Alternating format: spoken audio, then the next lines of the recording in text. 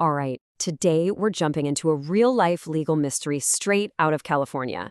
It's got everything: a contested will, a family's fortune on the line, and, you're not going to believe this, a single handwritten note that turns the whole thing on its head. So, here's the setup. We've got a $600,000 estate. That's a lot of money. After the owner, Ted, passes away, 4 different people all say they're entitled to a piece of it. We're talking his second wife, his daughter, his stepson, and even a close family friend. So, who gets the cash?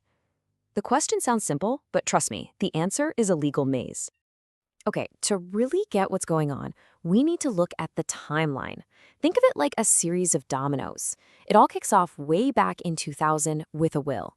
But then, life happens, someone passes away, there's a new marriage, and then this little note gets written, and suddenly we've got this huge legal mess. Let's start at the very beginning, with that first will. All right, so if you look at Ted's first will, it seems super straightforward. He's got it all laid out. 10 grand to his stepson, Sam. Another 10 grand to his friend, Dot. Easy.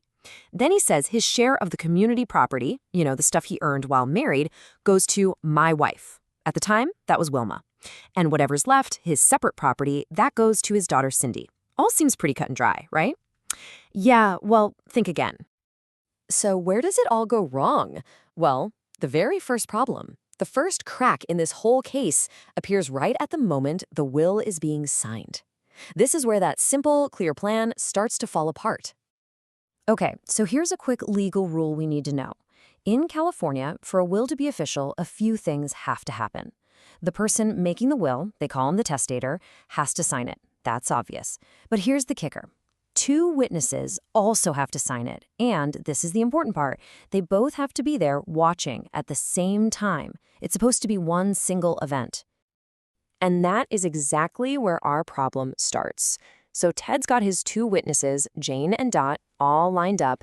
Jane signs on the dotted line, no problem. But then Dot gets an emergency call and has to bolt. She doesn't actually sign the will until the next day, when Jane is nowhere in sight. So right off the bat, they broke that big rule. The will wasn't signed properly. Now, you're probably thinking, okay, case closed, the whole will is invalid. But, and this is where it gets weird, that's not what happens. The will is still considered valid, but that little signing mistake opens up a whole different can of worms.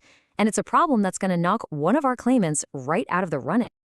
This is where we run into a legal idea called undue influence. Basically, California law gets really suspicious if you're a witness to a will, and you're also getting a gift in that same will. The law just assumes something's fishy.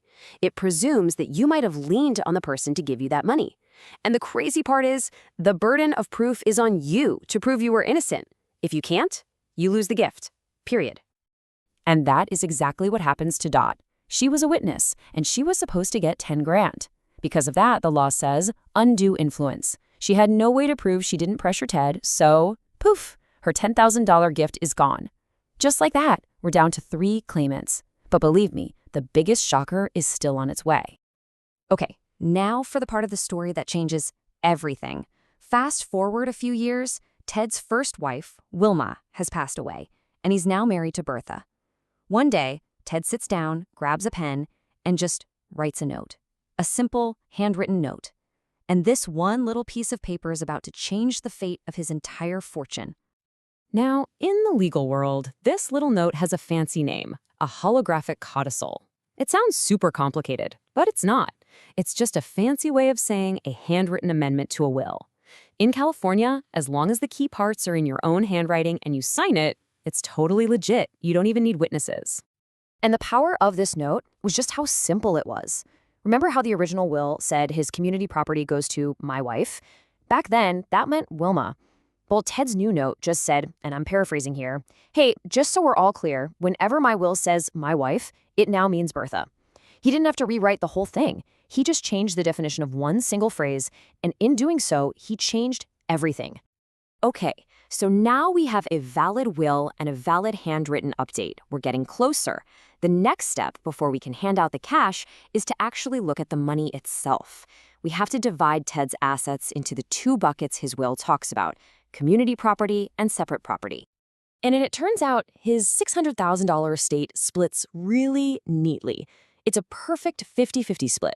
We've got $300,000 in community property and another $300,000 in separate property. But where did each of those piles of money come from? This part is really important. That $300,000 in community property, that's Ted's half of the house he owned with Bertha. And the other $300,000, the separate property, that's a bank account that includes money he inherited when his first wife, Wilma, died. Okay, now we have all the clues. It's time to solve this thing. All right, this is it, the moment we've all been waiting for.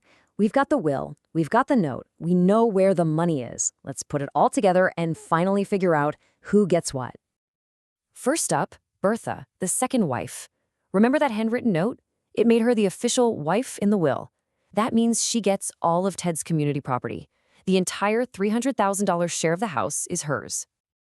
Next, let's look at Sam, the stepson.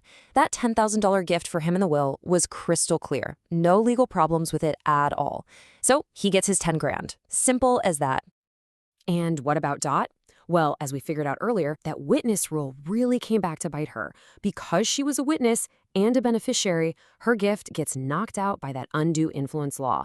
So unfortunately for Dot, her share is 0. And that brings us to our last person, Ted's daughter, Cindy. The will said she gets the residue of the separate property, which is just a legal way of saying whatever's left over.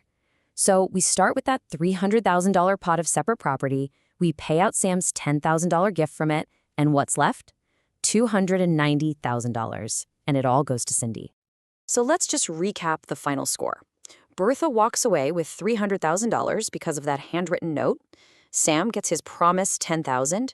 Dot gets nothing because of that tricky witness rule. And Cindy gets the lion's share of the rest with $290,000. You can see how every single outcome hinged on applying a specific legal rule to the twists and turns of Ted's life. It's pretty wild when you think about it, right? A signature that was one day late, a single sentence scrawled on a piece of paper. These tiny little details had enormous consequences. They literally redirected hundreds of thousands of dollars. It just goes to show you how critical it is to get these things perfect. And it leaves you with a really big question. What does your will say?